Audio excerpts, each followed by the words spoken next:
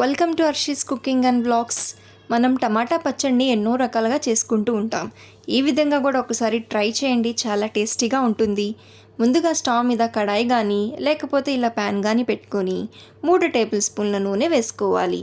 నూనె వేడైన తర్వాత 1 టేబుల్ స్పూన్ జీలకర్ర, తినే కారాన్ని బట్టి పచ్చిమిర్చి వేసుకొని వేయించుకోవాలి. లో ఫ్లేమ్లో వేయించుకోండి. ఇలా పచ్చిమిర్చి కాస్త వేగిన తర్వాత కరివేపాకు, 4-5 కట్ చేసుకున్న వంకాయల్ని వేసుకొని వేయించుకోవాలి. ఇలా పచ్చడిలో వంకాయలు వేసుకుంటే రుచి అద్భుతంగా ఉంటుంది. వంకాయలు కూడా కాస్త వేగిన తర్వాత దీంట్లో కట్ చేసుకున్న టమాటాలని వేసుకోవాలి. పచ్చడిలో ఎప్పుడైనా సరే పండిన టమాటాలు కాకుండా దోరగా ఉన్నవి వేసుకోవాలి. చిటికెడు పసుపు, కట్ చేసుకున్న టమాటాలు, కొంచెం చింతపండు వేసుకొని మొత్తం కలిపి మూత పెట్టేసి టమాటాలని పూర్తిగా మగ్గనివ్వాలి. అడుగు అంటకుండా మధ్య మధ్యలో కలుపుతూ టమాటాలని మగ్గనివ్వండి.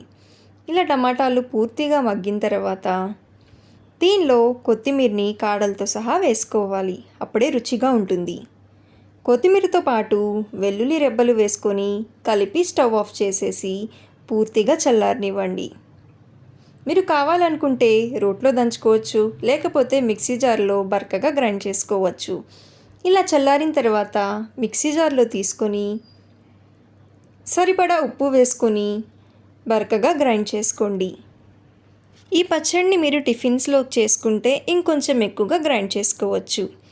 ఇలా గ్రైండ్ చేసుకున్న పచ్చడిని గిన్నెలో తీసుకొని చక్కగా తాలింపు వేసుకుంటే వేడి వేడి అన్నంలో నెయ్యి వేసుకొని ఈ పచ్చడి కలుపుకొని తినండి, కమ్మగా ఉంటుంది. మరి ఈ రెసిపీ మీకు నచ్చిందా? నచ్చితే లైక్ చేయండి, షేర్ చేయండి, అలాగే సబ్స్క్రైబ్ చేసుకోండి. Thank you for watching.